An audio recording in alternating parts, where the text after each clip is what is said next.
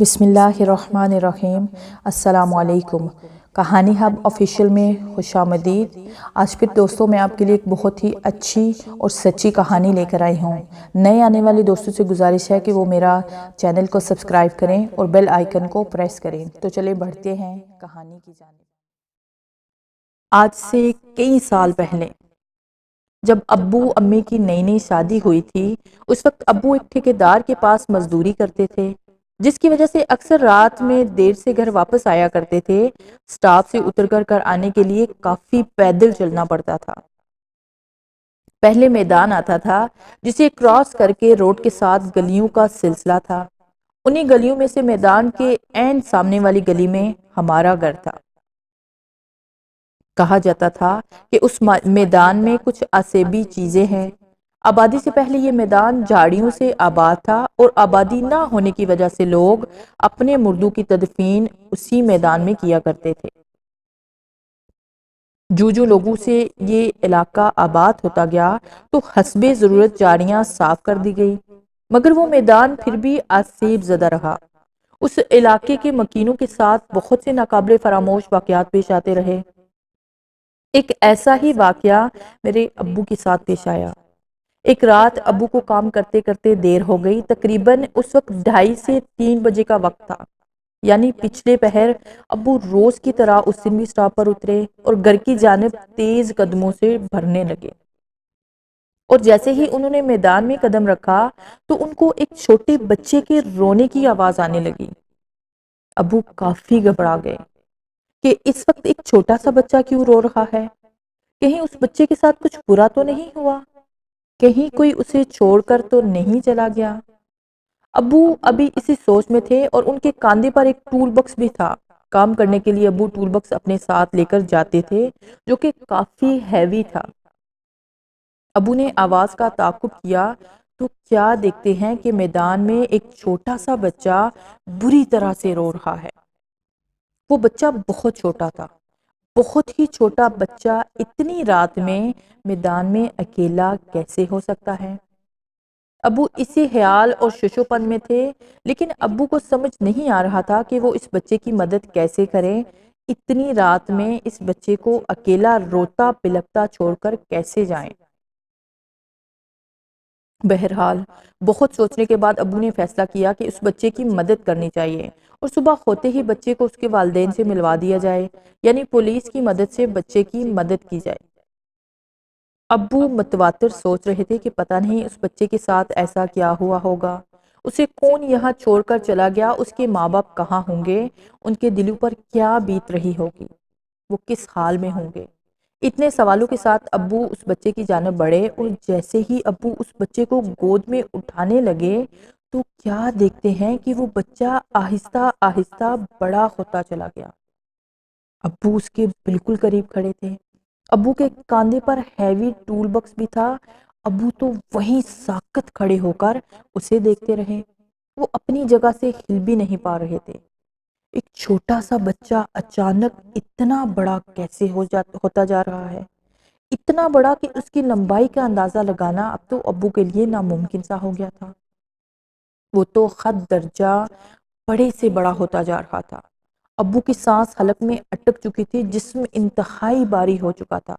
ٹھنڈی ہواؤں کے باوجود پسینے سے شرابور ہو چکے تھے۔ چیخنا بھی چاہا تو حلق سے آواز نہیں نکل رہی تھی۔ کسی کو مدد کے لیے پکارنا چاہتے تھے، جیسے آواز نے ساتھ دینے سے مکمل طور پر انکار کر دیا ہو۔ خوف کے مارے قدم زمین پر جم گئے تھے۔ بھاگنے کا سوچتے رہے، مگر قدموں نے ذرا بھی ساتھ نہ دیا۔ آیت الکرسی پڑھنا چاہا، مگر الفاظ تو زبان سے ادا نہ ہونے کی قسم کھائے بیٹھے تھے۔ ابو عجیب حالت میں تھے۔ وہ جو کچھ دیر پہلے ایک چھوٹا سا بچہ تھا، اب ناقابل حد بہت لمبا انسان تھا۔ انسان کہنا ہی غلط ہے، وہ تو کچھ اور ہی ہوائی وجود تھا۔ جیسے ہی وہ ابو کی جانب جھکا تو ابو نے اپنی تمام تر ہمت کو جمع کیا اور لا حول پڑھ کر کاندھے سے ٹول باکس میدان میں ہی پھینکا اور زور زور سے بھاگنا شروع کر دیا۔ بہت تیز بھاگتے بھاگتے انہوں نے اپنی ہمت سے میدان کراس کیا اور گرتے پڑتے گلی میں داخل ہوئے۔ اور پھر کچھ خلق سے آواز نکلی تو ابو نے زور زور سے چیخنا شروع کر دیا۔ تو گلی کے کچھ آدمی ابو کے چیخنے پر اپنے اپنے گھروں سے باہر نکلے اور وہ لمبا اور خط درجے وسیع وجود اب ابو کے پیچھے پیچھے آ رہا تھا۔ گلی کے کافی لوگوں نے اس وجود کو ابو کے پیچھے آتا دیکھا تو سب لوگ پریشان ہو گئے کہ کوئی انسان اتنا لمبا تو نہیں ہو سکتا، یہ یقیناً کوئی اور مخلوق ہے، کیونکہ ایک نارمل انسان کا قد اتنا لمبا تو نہیں ہو سکتا۔ اب گلی کے سارے لوگ پریشان تھے کہ اگر وہ مخلوق گلی کے اندر داخل ہو گئی تو کیا ہوگا۔ سب کے گھروں میں بیوی بچے ہیں، سب ڈر جائیں گے، کیسے اس کو گلی کے اندر آنے سے روکا جائے، اور وہ گلی کے باہر کھڑا مستقل ابو کو گھور رہا تھا۔ ابو مارے خوف کے گلی میں آتے ہی بے ہوش ہو گئے تھے۔ چند آدمیوں نے ابو کو سنبھال کر ایک چبوترے پر لٹا دیا تھا۔ ابو کے والد یعنی میرے دادا جان ایک روحانی عالم تھے۔ دادا جان بلند آواز سے قرآنی آیتیں پڑھنی شروع کر دی تو چند لمحے ہی گزرے تھے کہ وہ مخلوق غائب ہو گئی، اور پھر لوگوں کی مدد سے دادا جان ابو کو گھر لائے اور ساری رات جا کر ان پر دم کرتے رہے۔ محلے کے تمام لوگ دادا جان سے اپنے بچوں پر دم وغیرہ کروانے آتے تھے، نظر بد جھاڑ بھی دیا کرتے تھے۔ دادا جان روحانیت سے تعلق رکھنے کے بنا پر محلے میں حادثے مشہور بھی تھے۔ اس واقعے کی وجہ سے ابو بخار میں کئی دن تپتے رہے۔ قرآنی آیات کے دم کرنے کی وجہ سے ابو کی طبیعت کافی بہتر ہوتی چلی گئی۔ آہستہ آہستہ ابو پھر سے نارمل زندگی کی جانب آ گئے، لیکن پورا محلہ خاصا پریشان تھا، کیونکہ اس طرح کے واقعات کا ہونا تو آئے دن کا معمول بن گیا تھا۔ آئے دن کسی نہ کسی کے ساتھ اس طرح کے واقعات رونما ہوتے ہی رہتے۔ ہر شخص رات کے وقت میدان سے گزرنے میں خوف کھاتا تھا۔ ہر روز کوئی نئی بات سننے کو ملتی رہتی تھی۔ محلے کے کچھ لوگوں نے دادا جان سے بات کی تو دادا جان نے محلے اور میدان کے درمیان قرآنی آیات سے حصار کر دیا اور بیجا ضرورت رات کے وقت گھر سے نکلنے کے لیے منع کر دیا۔